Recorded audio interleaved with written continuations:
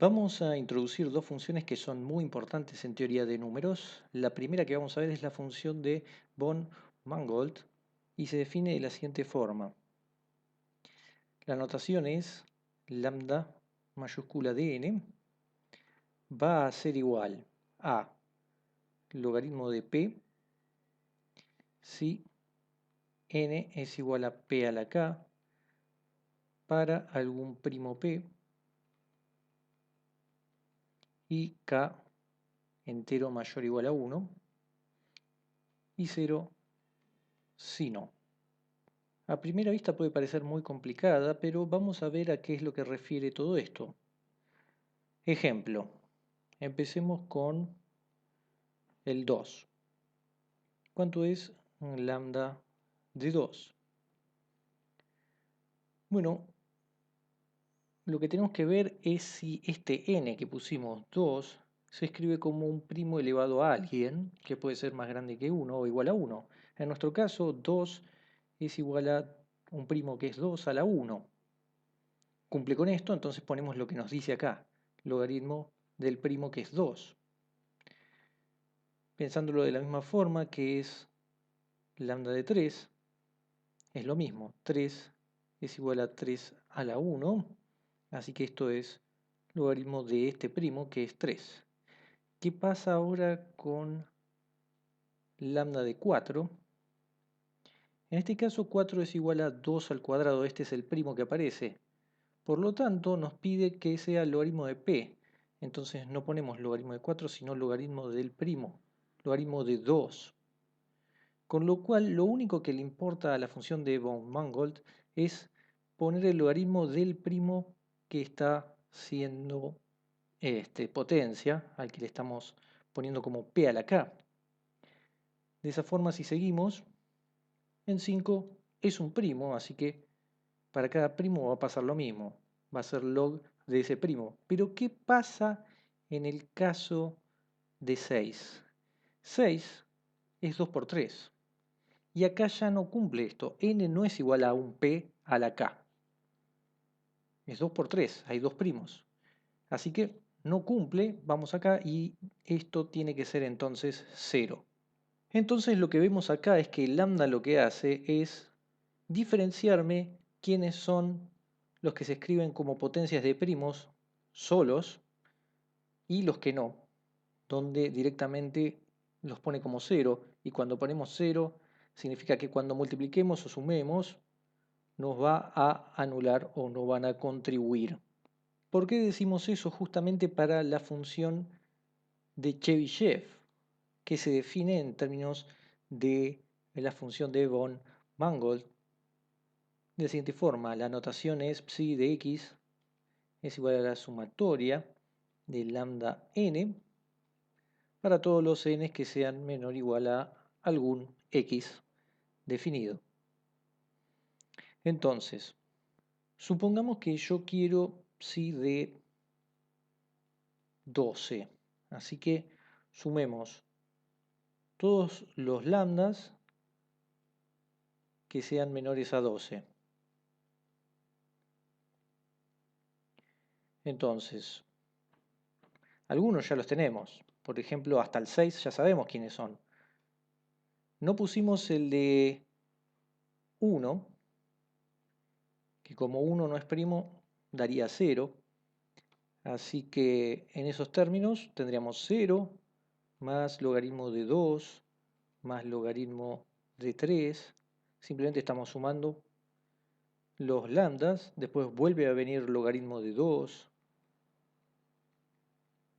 ¿Qué más tenemos? Logaritmo de 5. Ya vimos que lambda de 6 es 0. Luego vendría lambda de 7, que tiene que ser logaritmo de 7 por ser un primo. Lambda de 8 es 2 al cubo, así que acá tiene que venir logaritmo de 2. En el caso de 9 es 3 al cuadrado, logaritmo de 3. En el caso de 10 es 2 por 5, eso es un 0. 11 es primo. Y en el caso de 12 ya es 3 por 4, 3 por 2 al cuadrado, eso es 0. Por lo tanto, lo que hizo Chebyshev es usar el lambda para sumar todo lo que aporte un p a la k y lo que no sea de todos los números naturales hasta x, de esta forma no aporta para nuestra suma. Por las dudas es importante remarcar que esto a veces se le llama la segunda función de Chebyshev. Hay una primera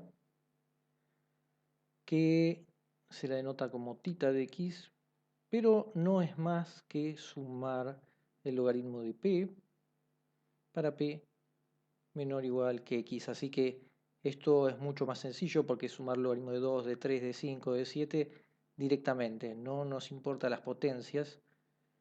Por ejemplo, lo del 4 acá no nos importa. Ahora, algo parecido a todo esto es una propiedad que sí se va a cumplir, que el logaritmo de n va a ser igual a la sumatoria de lambda de d, sumando nada más que los divisores de n.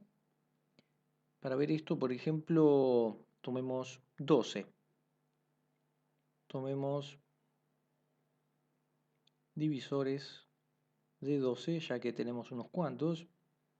Sería lambda de 1 más lambda de 2 más lambda de 3 más lambda de 4, que también es un divisor, más lambda de 6, que también es un divisor, más lambda de 12. Ahí tenemos todos los divisores. Entonces, ya dijimos, lambda de 1 es 0, el lambda de 2 es logaritmo de 2, logaritmo de 3 también acá para lambda de 3. Este es logaritmo de 2, este es 0 y este también es 0. ¿Qué nos queda? Logaritmo de 2 más logaritmo de 3 más logaritmo de 2 y propiedad del logaritmo, esto es logaritmo de 2 por 2 por 3, que es logaritmo de 12. Es decir, lo que dijimos de la fórmula nos da igual. Ahora, ¿por qué son importantes estas funciones? Principalmente porque van a relacionar cuestiones analíticas con los números primos. Ahora, ¿a qué nos referimos con cuestiones analíticas? La función z de Riemann, una serie. Por supuesto, acá tenemos la versión más simple con parte real de s mayor a 1.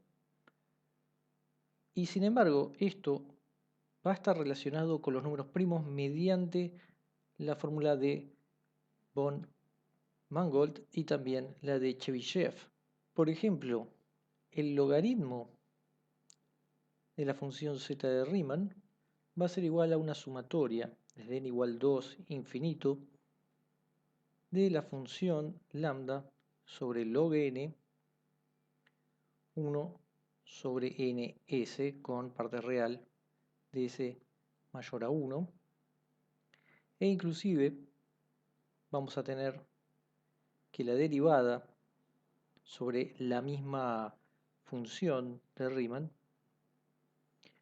va a ser igual a menos la sumatoria de n igual 1 infinito de lambda n a la s. ¿Y qué es lo que estamos diciendo con estas dos cosas? Otra vez, la fórmula de la función z de Riemann, y acá aparece alguien donde está explícito.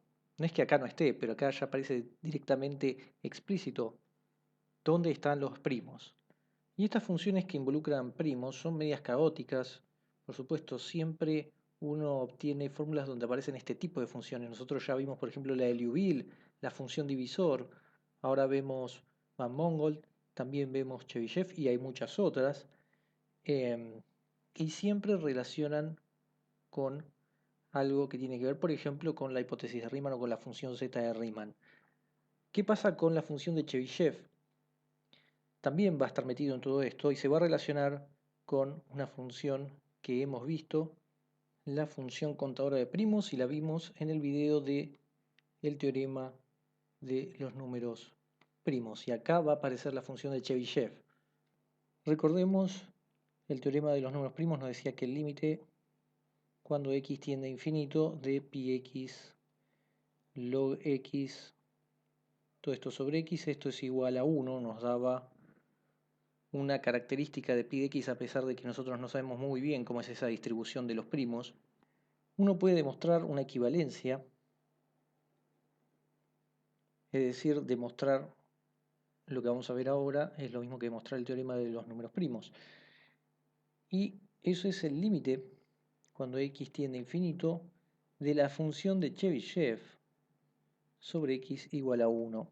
Así que uno demuestra el teorema de los números primos ya sea por esta vía o por esta otra con la función de Chebyshev. Hay otra forma equivalente que va a ser muy parecida a esta, pero con la primer función de Chebyshev. Por supuesto, esto no significan igualdades, es que los límites terminan siendo iguales y que además uno termina demostrando lo que tenemos acá al final. Así que tenemos implicancias, pero eso no significa que psi de x y tita de x sean iguales en lo absoluto. Ahora vamos a tener una equivalencia entre las dos funciones de Chebyshev. No van a ser tampoco tan distintas. Psi de x se puede escribir como la suma de tita de x a la 1 sobre m con m menor o igual a log 2x. Eso lo único que significa es que tenemos una cota para este m en relación al x que ya venía de la función de Chebyshev. Recordemos que uno definía en términos de este x, que era la cota que uno ponía para la función de Van Mangold, y ese x nos daba la cota para hasta qué n tomábamos para después obtener los logaritmos. Así que hay una relación. Y podemos ir aún más lejos. Va a haber una relación con un límite, cuando x tiende a infinito, de la segunda función de Chebyshev sobre x menos la primera función de Chebyshev sobre x, y esto va a dar 0. Esto no es menor, es un error absoluto lo que tenemos, que se va a mantener igual a 0 en su límite, por supuesto siempre dividiendo por x. Uno ahí se puede dar la idea de que esta equivalencia se puede dar si estos límites son parecidos. Si psi de x sobre x es parecido a tita de x sobre x, entonces esta comparación del límite teniendo a 1 es bastante razonable. Por supuesto no estamos demostrando nada, pero estamos contando por encima de qué trata todo esto. Son lo que se llaman funciones aritméticas, estas funciones que involucran números enteros y que nos permiten empezar a encontrar alguna característica o comportamiento de los números primos a través de cada una de estas funciones.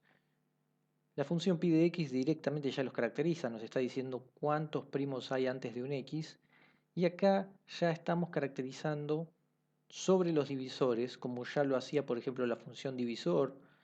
Entonces psi de x y tita de x, las dos funciones de Chebyshev, a través de los divisores, que por supuesto está íntimamente relacionado con los primos, podemos obtener resultados sobre el comportamiento de lo que nos interesa, que es la distribución de los primos, y de eso habla justamente, como ya vimos, el teorema de los números primos. Y ajustando un poco más, sabemos que todo esto también va a hablar de la hipótesis de Riemann, porque también vimos que la hipótesis de Riemann daba cotas más finas de lo que uno supone solo con el teorema de los números primos. ¿Cotas sobre qué? Otra vez sobre cómo se comportan los primos, cómo están distribuidos. Y una observación que no es menor, todo esto forma parte de la teoría analítica de números. Analítica porque justamente aparece el análisis, aparecen los límites, como ya dijimos antes, aparece la derivada, también van a aparecer integrales, así que usamos herramientas de análisis para demostrar cuestiones que tienen que ver con los números enteros y en este caso con los números primos.